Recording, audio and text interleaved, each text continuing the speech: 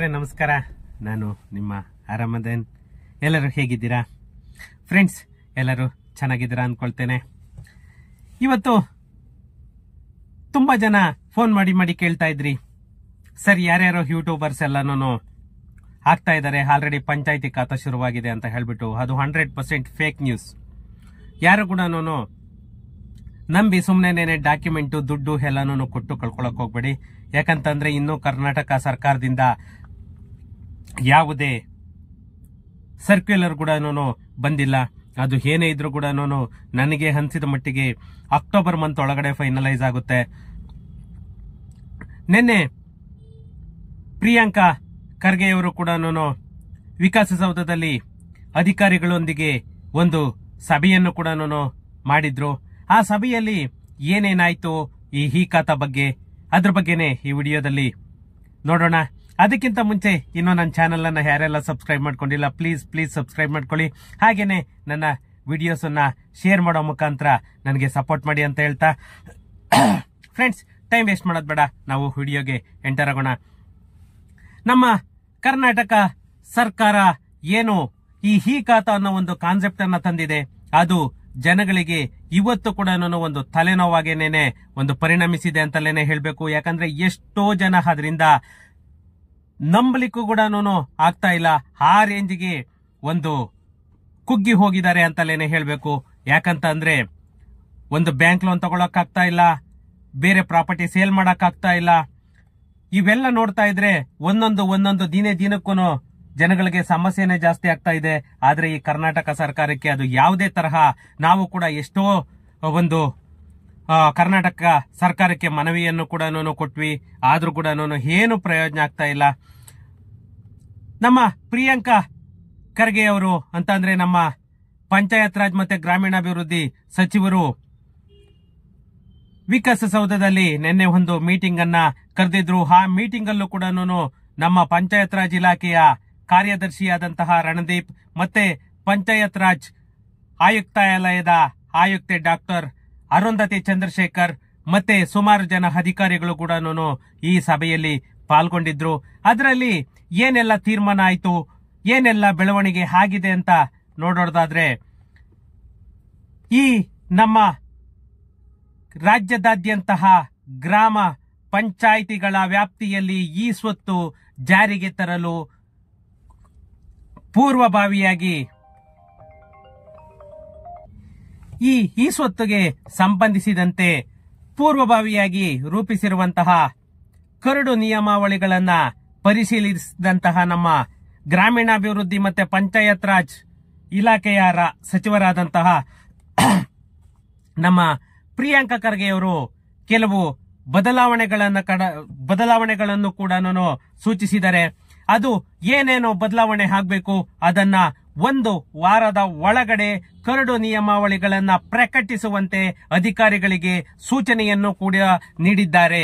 ಯಾಕಂತಂದ್ರೆ ಏನೇನ್ ಚೇಂಜಸ್ ಇದೆ ಅದನ್ನ, ಯಾಕಂದ್ರೆ ಡಿಲೇ ಮಾಡ್ಕೊಂಡು ಹೋಗ್ತಾ ಇದ್ರೆ ಡಿಲೇ ಆಗ್ತಾನೆ ಇರುತ್ತೆ. ಆದ್ರಿಂದ ಏನೇನು ಚೇಂಜಸ್ ಆಗ್ಬೇಕು ಇಮ್ಮಿಡಿಯೇಟ್ ಆ ಚೇಂಜಸ್ ಅನ್ನ ಮಾಡಿ ಅಂತ ಹೇಳ್ಬಿಟ್ಟು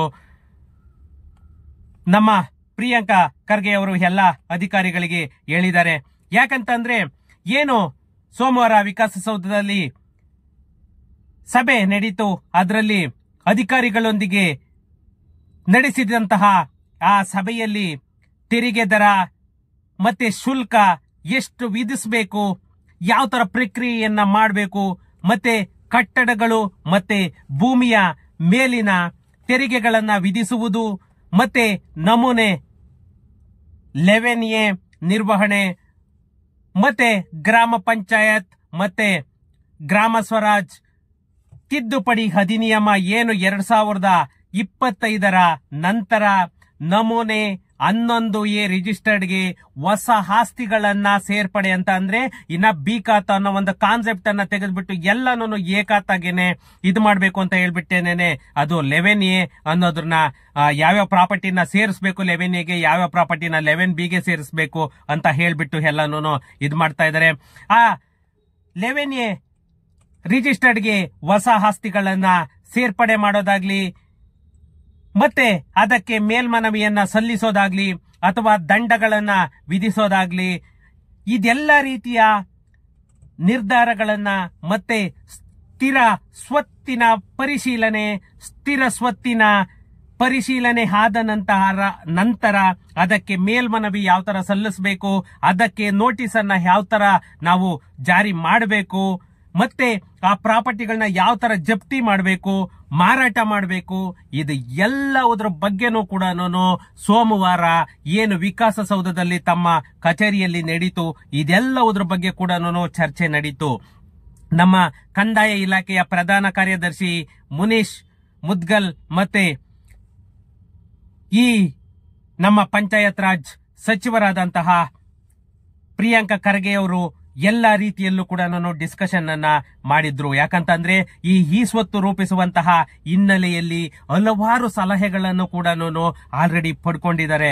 ಮತ್ತೆ ಗ್ರಾಮೀಣಾಭಿವೃದ್ಧಿ ಕಾರ್ಯದರ್ಶಿಗಳಾದಂತಹ ರಣದೀಪ್ ಅವರು ಕೂಡ ಈ ಸಭೆಯಲ್ಲಿ ಪಾಲ್ಗೊಂಡಿದ್ರು. ಇವರೆಲ್ಲರೂ ಕೂಡ ಕೂತ್ಕೊಂಡು ಒಂದು ಚರ್ಚೆಯನ್ನ ಮಾಡಿ ಇದನ್ನ ಎಷ್ಟು ಬೇಗ ಆಗುತ್ತೆ ಅಷ್ಟು ಬೇಗ ಅನುಷ್ಠಾನಕ್ಕೆ ತರಬೇಕು ಅಂತ ಹೇಳ್ಬಿಟ್ಟು ಎಲ್ಲಾ ರೀತಿಯ ಪ್ರಯತ್ನಗಳನ್ನ ಮಾಡ್ತಾ ಇದ್ದಾರೆ. ಆದರೆ ನೀವು ಯಾವುದೇ ಒಬ್ಬ ವ್ಯಕ್ತಿ ಹೇಳಿದ್ದನ್ನ ನಂಬಿ ಯಾರಿಗೂ ಕೂಡ ದುಡ್ಡು ಕೊಡೋದಾಗ್ಲಿ ಅಥವಾ ಡಾಕ್ಯುಮೆಂಟ್ ಕೊಡೋದಾಗ್ಲಿ ನೋಡಿ ಮೋಸ ಹೋಗ್ಬೇಡಿ. ಯಾಕಂತಂದ್ರೆ ಅದು ಇನ್ನೂ ಅದು ಕರಡು ನಿಯಮ ಬರಬೇಕು, ಆಮೇಲೆ ಮಾತ್ರನೇನೆ ಸರ್ಕ್ಯುಲರ್ ಅನ್ನೋದು ಇಶ್ಯೂ ಆಗುತ್ತೆ. ಯಾಕಂದ್ರೆ ಅದು ಅಧಿಸೂಚನೆ ಬರ್ದೆ ಯಾವುದೇ ಪಂಚಾಯತಿಗೆ ಸರ್ಕ್ಯುಲರ್ ಅನ್ನೋದು ಇಶ್ಯೂ ಆಗಲ್ಲ. ಯಾಕಂದ್ರೆ ಇವಾಗ ಇನ್ನ ಒಂದೇನಂತಂದ್ರೆ ಅದು GBA ಅಂತ ಏನ್ ಬಂತು, ಆ GBA ಇಂದ ಎಲ್ಲ ಚೇಂಜಸ್ ಆಗ್ತಾ ಇದೆ. ಅದ್ರ ಬಗ್ಗೆ ನಾನು ನೆಕ್ಸ್ಟ್ ವಿಡಿಯೋದಲ್ಲಿ ಹೇಳ್ತೀನಿ. ಯಾಕಂತಂದ್ರೆ ಇವಾಗ 5 ವಾರ್ಡ್ಗಳು ಏನಿತ್ತು, ಆ 5 ವಾರ್ಡ್ಗಳು 198 ವಾರ್ಡ್ ಏನಿತ್ತು ಅದನ್ನ 5 ಭಾಗಗಳಾಗಿ ವಿಂಗಡಣೆ ಮಾಡಿದ್ದಾರೆ. ಯಾಕಂದ್ರೆ ಮೊದಲಿಗಿತ್ತದು ಈಸ್ಟ್ ವೆಸ್ಟ್ ನಾರ್ತ್ ಸೌತ್ ಮತ್ತೆ ಸೆಂಟ್ರಲ್ ಅನ್ನೋದು. ಅದಕ್ಕೆ ಯಾವ್ಯಾವ ಊರು ಹೋಗಿದೆ, ಯಾವ್ಯಾವ ವಾರ್ಡ್ ನಂಬರ್ ಹೋಗಿದೆ ಅನ್ನೋದು ಕೂಡ ನಾನು ನೆಕ್ಸ್ಟ್ ವಿಡಿಯೋದಲ್ಲಿ ಲಿಸ್ಟ್ ಸಮೇತ ಕೊಡ್ತೀನಿ. ಯಾಕಂದ್ರೆ ನೀವು ನೆಕ್ಸ್ಟ್ ಇನ್ನ ಕನ್ಫ್ಯೂಸ್ ಆಗೋದ್ ಬೇಡ, ಯಾವ್ಯಾವ ವಾರ್ಡ್ಗೆ ಹೋಗ್ಬೇಕು ಏನ್ ಹೋಗ್ಬೇಕು ಅಂತ ಹೇಳ್ಬಿಟ್ಟು. ನಿಮ್ಗೆ ಓನ್ಲಿ BBMP ಅನ್ನೋದು ಮಾತ್ರ ಹೋಗುತ್ತೆ, ಅಲ್ಲಿ ಗ್ರೇಟರ್ ಬ್ಯಾಂಗ್ಳೂರ್ ಅಥಾರಿಟಿ ಅಂತ ಮಾತ್ರನೇನೆ ಬರುತ್ತೆ. ಅಷ್ಟು ಬಿಟ್ರೆ ಎಲ್ಲಾ ರೂಲ್ಸ್ ರೆಗ್ಯುಲೇಷನ್ ಎಲ್ಲಾನು ಕೂಡ ಸೇಮ್ ಇರುತ್ತೆ. ಅದರಿಂದನೇನೆ ಈ ಪಂಚಾಯತ್ ರಾಜ್ದು ಕೂಡ ಇಮ್ಮಿಡಿಯೇಟ್ ತರಬೇಕು, ರೆವೆನ್ಯೂ ಖಾತಾ ಇಮ್ಮಿಡಿಯೇಟ್ ಸ್ಟಾರ್ಟ್ ಮಾಡಬೇಕು, ರೆವೆನ್ಯೂ ಸೈಟಿಗೆ ರಿಜಿಸ್ಟ್ರೇಷನ್ ಇಮ್ಮಿಡಿಯೇಟ್ ಬಿಡಬೇಕು ಅಂತ ಹೇಳ್ಬಿಟ್ಟು ಎಲ್ಲಾ ರೀತಿಯಲ್ಲೂ ಕೂಡ ಸರ್ಕಸ್ ಅನ್ನ ನಡೀತಾ ಇದೆ.